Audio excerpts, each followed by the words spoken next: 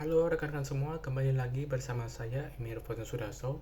Pada kesempatan kali ini kita akan membahas sebuah materi yang sumbernya berasal dari sebuah buku pedoman literasi keuangan PUG BMKI. Nah, terkait dengan referensi ini kita akan membahas beberapa poin penting ya untuk tidak untuk mempersingkat waktu saja, untuk pengertiannya singkat saja. Jadi terkait dengan pengertian prinsip governance bisnis milik keluarga, yaitu bisnis keluarga atau family business mengacu kepada entitas bisnis atau perusahaan yang mayoritas kepemilikannya berada di suatu keluarga. Dengan acuan tersebut, pada umumnya arah kebijakan dan keputusan yang berkaitan dengan kepemilikan dan pengelolaan entitas bisnis atau perusahaan tersebut akan sangat dipengaruhi keluarga yang memegang mayoritas kepemilikan tersebut. Kemudian, struktur dan proses yang digunakan untuk mengarahkan dan mengelola usaha untuk mencapai kemajuan usaha dan akuntabilitas korporasi yang dengan tujuan akhir adalah menciptakan nilai korporasi dan kekayaan pemegang saham dengan memperhatikan kepentingan para pemangku kepentingan yang pada dasarnya merupakan substansi utama dari governance perusahaan. Namun demikian, dalam kaitannya dengan bisnis keluarga, diperlukan pula adanya suatu struktur dan proses untuk mengarahkan dan mengelola hubungan dan keputusan yang berasal dari keluarga sebagai pemilik bisnis, yang pada akhirnya dapat mendorong akuntabilitas peran dari anggota keluarga dalam entitas bisnis yang dimilikinya. Kemudian, governance bisnis milik keluarga adalah suatu struktur dan proses yang digunakan bagi keluarga sebagai pemilik atau pemegang saham dari suatu entitas bisnis untuk dengan tujuan akhir menciptakan nilai dan manfaat bagi para pemegang saham, baik yang berasal dari keluarga maupun pihak-pihak lain di luar lingkungan keluarga serta pemangku kepentingan lainnya. Oke. Nah, kemudian dalam Pedoman Umum Governance Bisnis Keluarga milik Keluarga Indonesia atau PUG BMKI, ini dimaksud sebagai entitas bisnis yaitu atau perusahaan keluarga adalah suatu korporasi atau perusahaan yang menyelenggarakan kegiatan usaha dengan tujuan menciptakan dan meningkatkan nilai dan manfaat bagi para pemegang saham, baik yang berasal dari keluarga maupun pihak-pihak lain dari luar lingkungan keluarga, serta pemangku kepentingan lainnya. Oke, untuk kita langsung masuk ke bagian maksudnya saja ya. Oke, selanjutnya adalah maksud dan tujuan penerapan prinsip governance bisnis milik keluarga.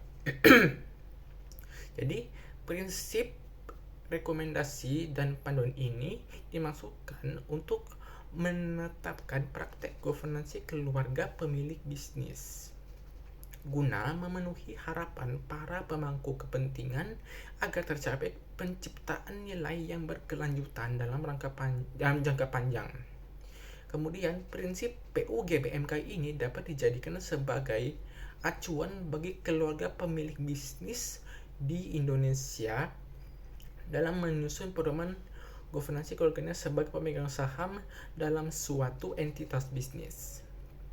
Kemudian, keluarga sebagai pemegang saham dalam suatu entitas bisnis dapat mengadopsi praktek governance yang berbeda sesuai kebutuhannya, menerapkan praktek dengan mempertimbangkan lingkungan tempat entitas usahanya beroperasi, ukuran dan kompleksitas kegiatannya, serta sifat risiko dan tantangan yang biasanya dihadapi. Kemudian, rekomendasi yang disampaikan adalah praktik governance bisnis milik keluarga di atas dari yang telah diwajibkan atau belum diwajibkan dalam peraturan perundang-undangan berlaku. Oleh karena itu, prinsip dan governance tidak bersifat wajib, namun dimaksudkan untuk mendorong praktek governance keluarga pemilik bisnis yang terbaik sesuai dengan kebutuhan entitas bisnis keluarga dalam rangka menciptakan manfaat dan nilai yang berkelanjutan. Kemudian, prinsip PUG BMKI dirumuskan dalam 3 tujuan, yaitu 1. untuk menyediakan informasi yang mudah dipahami tentang prinsip-prinsip governance yang berlaku di Indonesia. Yang kedua adalah untuk membangun kepercayaan pemangku kepentingan baik secara nasional maupun internasional, termasuk namun tidak terbatas ada pemasok, karyawan pemerintah, dan masyarakat umum terhadap prinsip-prinsip governance bisnis yang dianut di Indonesia. Yang ketiga adalah untuk menyediakan panduan bagi berbagai otoritas dan entitas bisnis keluarga itu sendiri untuk berkontribusi dalam mengimplementasikan governance korporasi yang baik dalam entitas bisnis yang dimilikinya. Nah, tujuan akhir dari perumusan prinsip governance keluarga pemimpin Indonesia adalah untuk membangun budaya governance yang baik di lingkungan keluarga atau sebagai pemilik bisnis maupun di dalam entitas di bisnis yang dimilikinya. Oke. Kemudian berlaku untuk siapa pedoman umum governance bisnis milik keluarga ini? Jadi PUG BUMKI utamanya berlaku bagi keluarga Indonesia yang memiliki saham atau modal secara mayoritas di satu atau lebih entitas bisnis atau perusahaan. Istilah keluarga yang dimaksud dalam PUG BUMKI ini akan mengacu kepada satu atau lebih individu yang terhimpun dan terikat dalam hubungan keluarga. Kemudian baik terikat dalam hubungan darah, saudara kandung, saudara sepupu, anak atau cucu, maupun hubungan pernikahan yaitu terdiri dari istri, suami, menantu, ipar, dan mertua. Dengan memperhatikan peraturan perundang-undangan yang terkait, pedoman ini dapat diterapkan pada bisnis keluarga yang satu adalah berbadan hukum dalam bentuk perseroan terbatas atau PT.